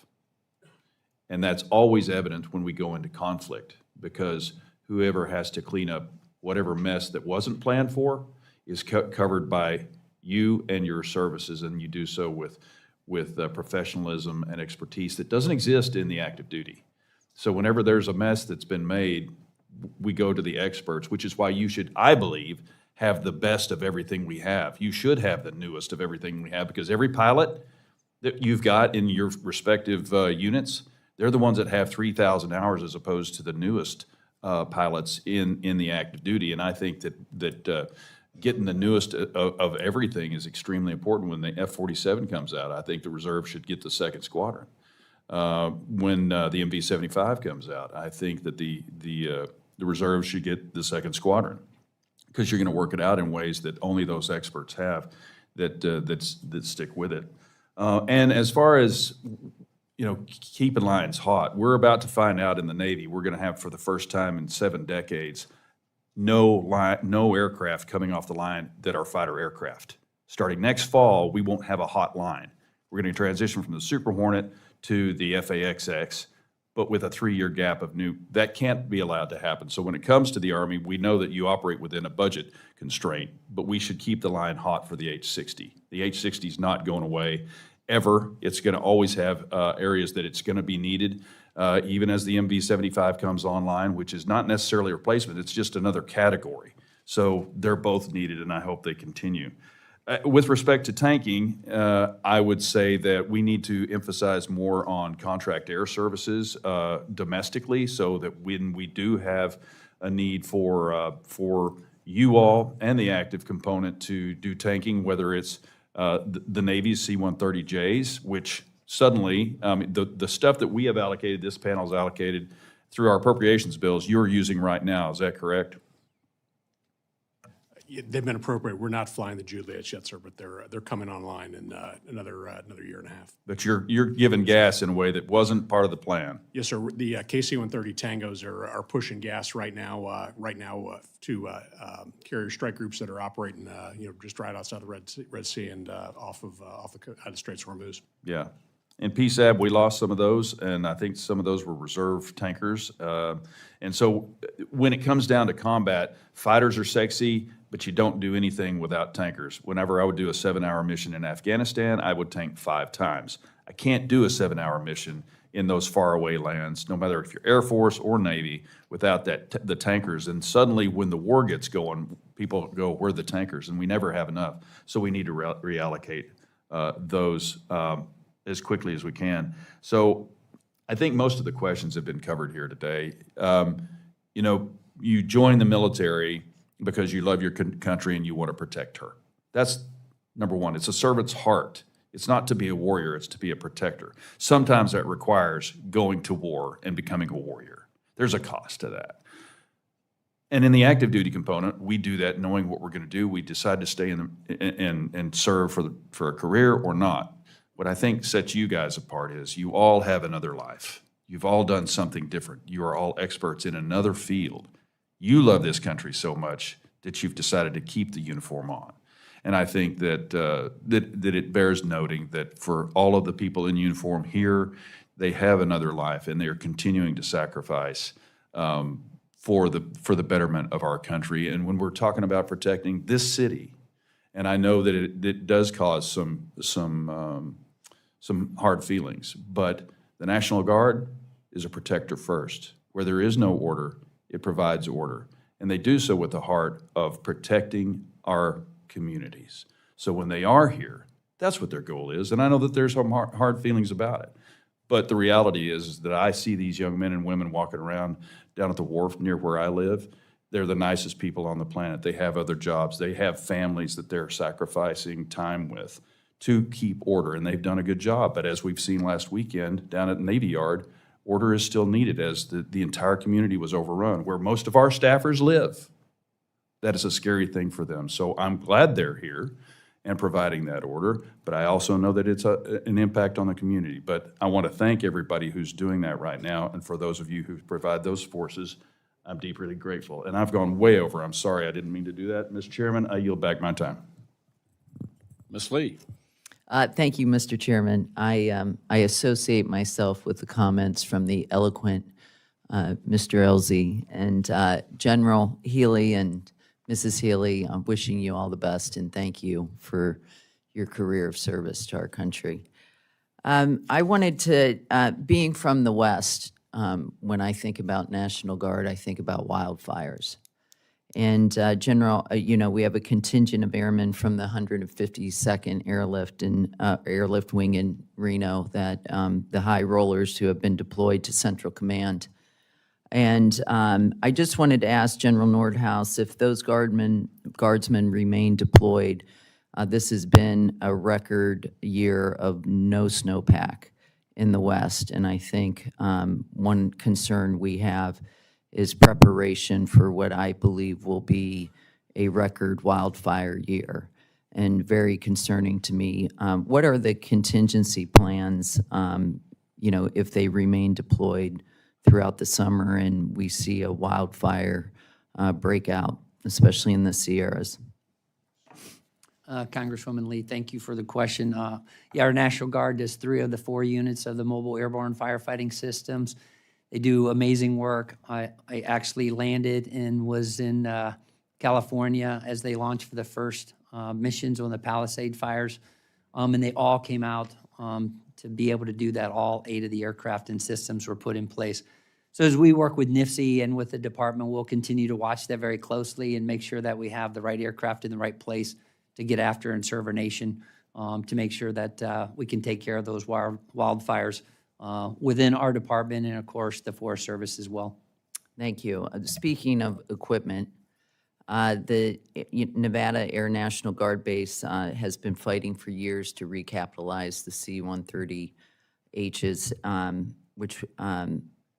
which would be helpful to its ability to continue to fight wildfires. And I understand that one of the points against the Nevada National Guard is deficient infrastructure to house the C-130Js. And there's 4 infrastructure projects that have been identified as critical, but only one has the documentation to move forward. And I just want to ask if I can receive your commitment to work with me to advocate for the funding for the infrastructure needed to put the Nevada Air National Guard in a position to receive these C-130Js. Congressman Lee, will certainly work with Nevada and the incredible wings. I've been to both your wings and was recently down with General Waters down in Las Vegas as well. And I talked to General Pirak about the criteria. We do have MOB 12, which will be the stationing of another C-130J. And so we look forward to Nevada competing very strongly and working with your state. Thank you. I appreciate that. When we speak about the deployment to Epic Fury, I know that there are a lot of young people who've been deployed right now, who have never been deployed before. And General Healy, we spoke about this when you came to my office yesterday.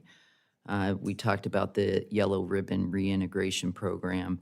And I guess this is for all the witnesses. I'll start with you, General Healy. What steps are we taking now to prepare to help these reservists and guardsmen when they return home? Thanks for the question, ma'am, and appreciate the time yesterday. What we try to do up front is routine training just to make sure the resiliency is built up in all of our members going overseas. When they do deploy, they fall on the same healthcare system, mental health care system that the active duty enjoys overseas. This is a little bit different than in previous years. We haven't exercised the muscles, so to speak, to capture people coming back that have been exposed to a TLAM strike within a few hundred yards. As we have young people over there, what we're initially trying to do is ensure that they're paired up with somebody a little bit more experienced, and with that experience, I would expect resilience. But when they come back, we're very concerned that we meet them appropriately from the first part of embarkation to identify if there are any issues that they need specifically addressing. When we do bring them back into our units, we want to ensure if it's a classic associate and it's got a medical treatment facility associated with the active duty, that they're prepared as well to treat any type of mental after effects from being deployed. But the Yellow Ribbon Program ultimately is going to be what's providing that long-term care, not only for them, but for their families. We're watching that very closely. Again, we haven't been exposed to this type of conflict in quite a bit, so we're concerned about it as well, ma'am. Thank you. Thank you. My time is up. I imagine all of you have the same type of concern. Thank you all for your service. Thank you.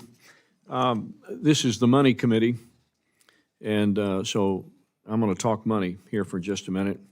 And General Nordhaus, the topic is state active duty reimbursement. And I know you're well-versed on it. And I want my colleagues around the dais who aren't familiar with this issue to understand it better, because we need to fix it.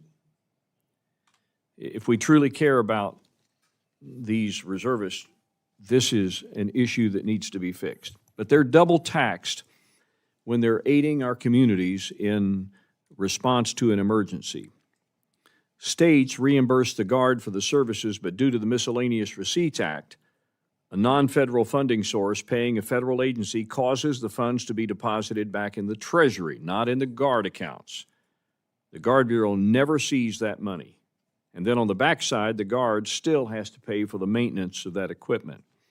So in Arkansas, this played out not long ago when soldiers from our Fires Brigade, our Expeditionary Combat Aviation Brigade, our Infantry Brigade, all in response to a winter storm, operated 66 federal vehicles in support of emergency services, the Arkansas State Police, and the state reimbursed the federal government about $20,000 for that equipment use. But instead of that money going to maintaining those vehicles, it's now sitting in the Treasury's general fund. That doesn't seem very wise to me.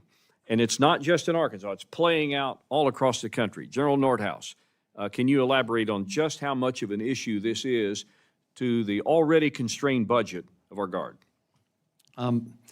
Congressman Womack, first off, thanks for allowing me to visit Arkansas last week. Amazing time there and for our office call.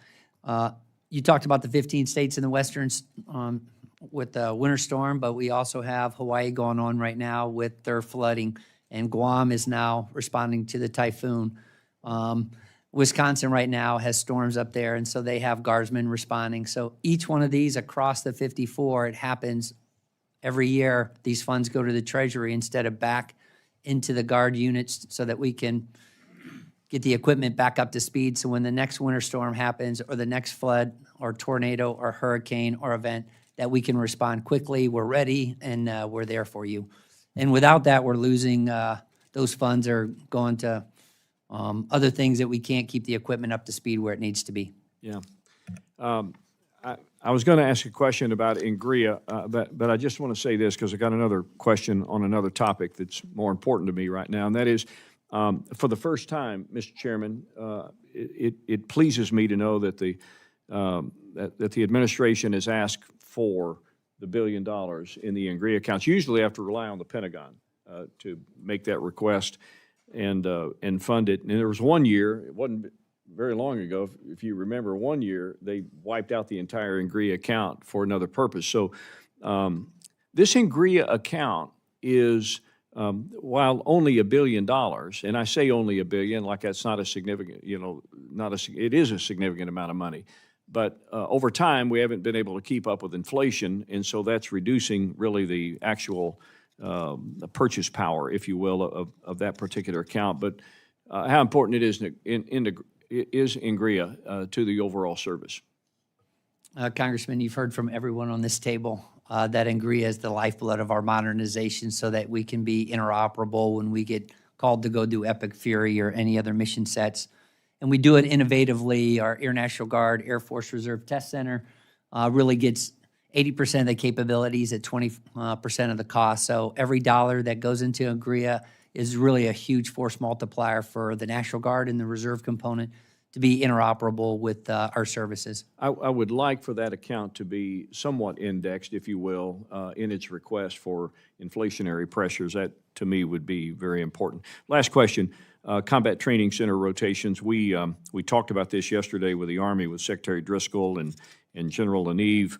And I know one of our Arkansas units has taken a spot, volunteered to take a spot in a CTC rotation. General Nordhaus, can you share how important the CTC rotations are in building foundational readiness and help the Guard be that operational force that we so desperately need? Congressman, yes. Last year I went to Fort Polk for JRTC and out to Fort Irwin for NTC. This is where our units are getting that complex training environment across the board to be able to pull that all together.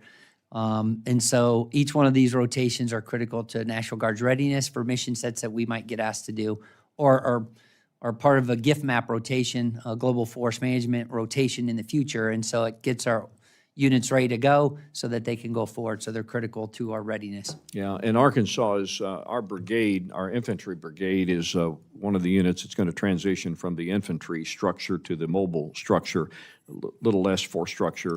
But even with that, I think the CTC rotations are quite important. I had other questions I'll ask for the record. Did you want to respond to that? Congressman, if I can just add one piece. One other thing that we do at NTCs and JRTCs is we bring our state partnership partners with us. And so both of those, the units that were forward deployed had their state partners with them. You know, that's 60% of the globe are partnered with a National Guard state, territory, or the District of Columbia. And thank you to Congress for the additional funds for that state partnership program. Great point. Remember, we talked about that SPP being a two-way street. Helps them, helps us. There's mutual benefit to it. I yield back. Thank the gentleman. Mr. Joyce. Hey, Mr. Chairman. Gentlemen, thank you for being here today. Lieutenant General Healy, I appreciate your partnership as the Youngstown Air Reserve Station transitions to the new C-130J. This modernization effort is critical for the 910th Airlift Wing, which operates the department's only fixed-wing aerial spray mission. Can you discuss how this modernization enhances our ability to respond to national disasters and evolving threats? Sure, and thank you very much for the question. The 910th is a fantastic wing. It's one of those true bases when you get the opportunity to visit it. It's a self-contained wonder.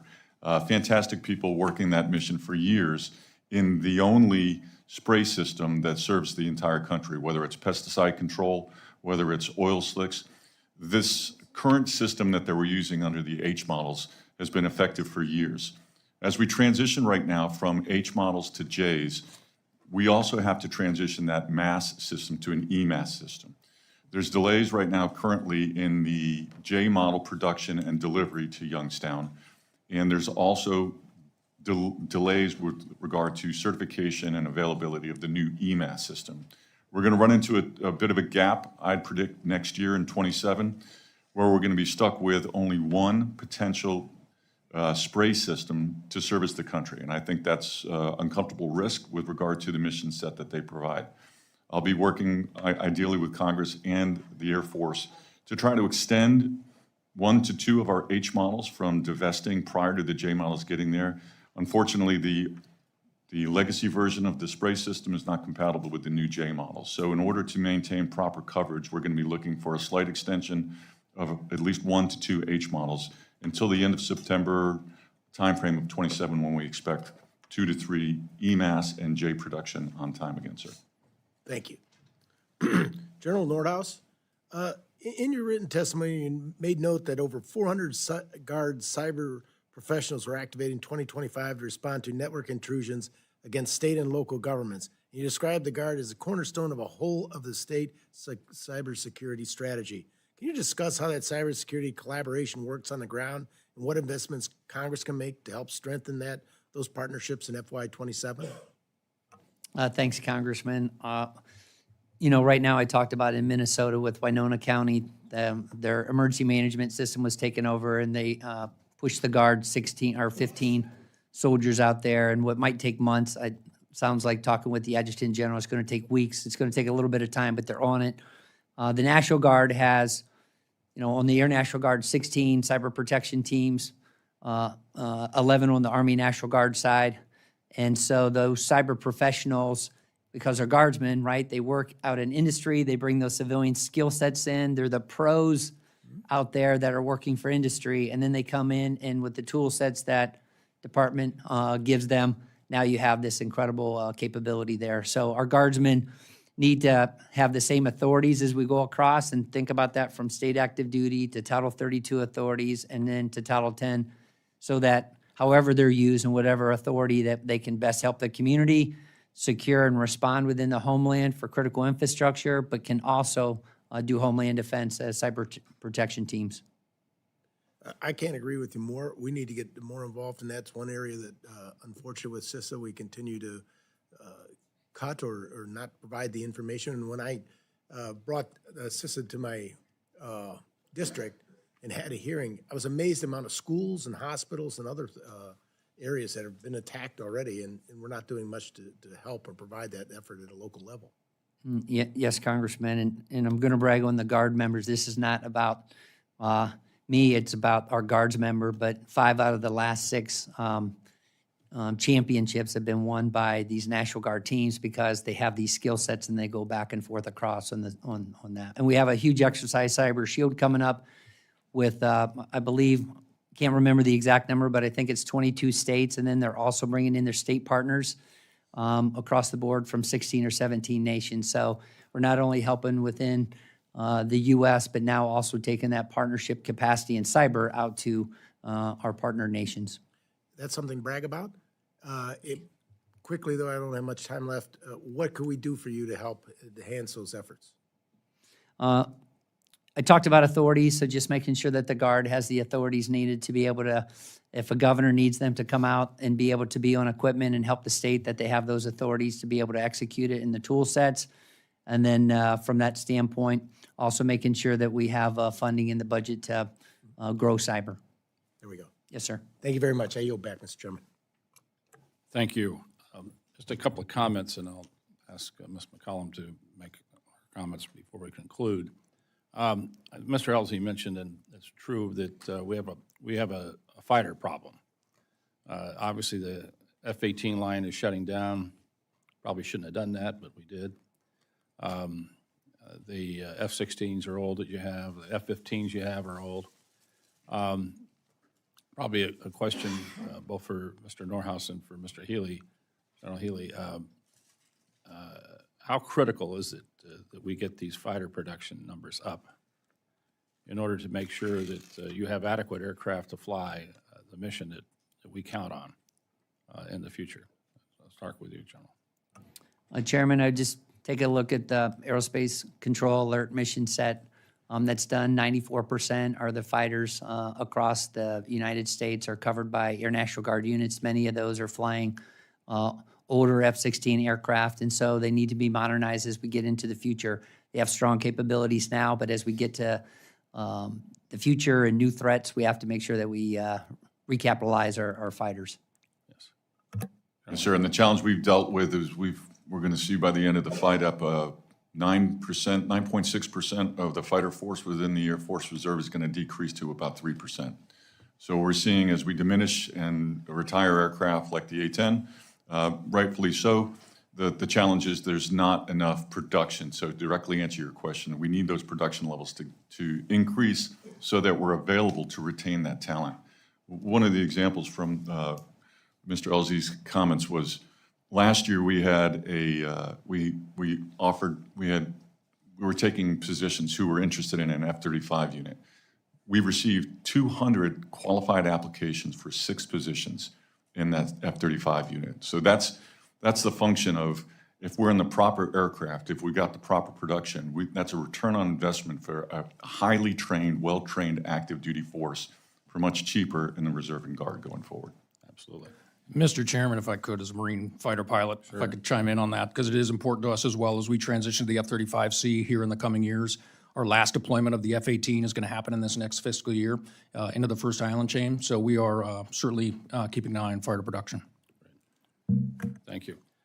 I'm going to thank you for coming here today. We depend on the Guard and Reserve for what you do, service to our country. We appreciate that very much. General Healy, Mrs. Healy, thank you both for your service. I hope the best for you in the future. I'll miss you at these hearings. We'll be around, though. But now I'll thank you again, and I'll recognize Ms. McCollum for any closing remarks. Thank you, and I want to thank you, Lieutenant General Anderson, for stepping up and saying something, because this is part of my closing remarks. The NGRIA funding for profile for the Marine Corps is not good, and I'm just going to put this out on the table. Marine Corps Reserve's NGRIA funding profile has historically been the lowest of all the service components. The Marine reservists receive substantially less funding than their counterparts in the other services. This has put a long-standing trend into perspective. Let me give you some figures. The funding's around $464 per Marine. It's not just the lowest of any of the components, but a significant detachment from the next lowest funded service, which is the Army Reserve, which receives about $788 per soldier, over 70% more per person than the Marines reservists. You play an important role. You just mentioned the part that deals with flight. But I'm going to task you with some homework. We need to make sure that there's parity. Marines will always go into the fight with what they have, but we need to make sure that there's parity in what they have, especially as we look at the NGRIA accounts. Mr. Joyce brought up cyber, which is hugely important, and I think some information on what you're all doing on cyber would be helpful for this committee, especially as the Department of Homeland is cutting what it's doing. It's putting more and more, not pressure, because you're ready to do the job, but it's putting more activity at the cyber guard level. We had 2 attacks in Minnesota this year. First responders were affected with it, and they work seamlessly with our civilian components in the municipalities and counties, but they can't do it alone. These attacks are getting more aggressive. The third thing I'd point out, Mr. Chair, is, you know, when the equipment was coming back to the Guard and the Reserve after Afghanistan and Iraq, one of the things that we asked in this committee was a real good profile on, we know it's not going to come back the same way, but we were asking for it to come back in pretty good shape so it was ready to go. And this is going to be true again as we're deploying this equipment. And as you pointed out, sometimes is much older equipment that we were on a list to replace, and it's not being replaced fast enough. And then you have equipment turning around, coming back, not in the same shape it left home with. So we look forward to working with you. And once again, thank you. Congratulations on service well done. We appreciate it. Mr. Chair, I yield back. Thank the gentlelady, and thank you. Thank you to all our witnesses. This concludes today's hearing. The subcommittee stands adjourned.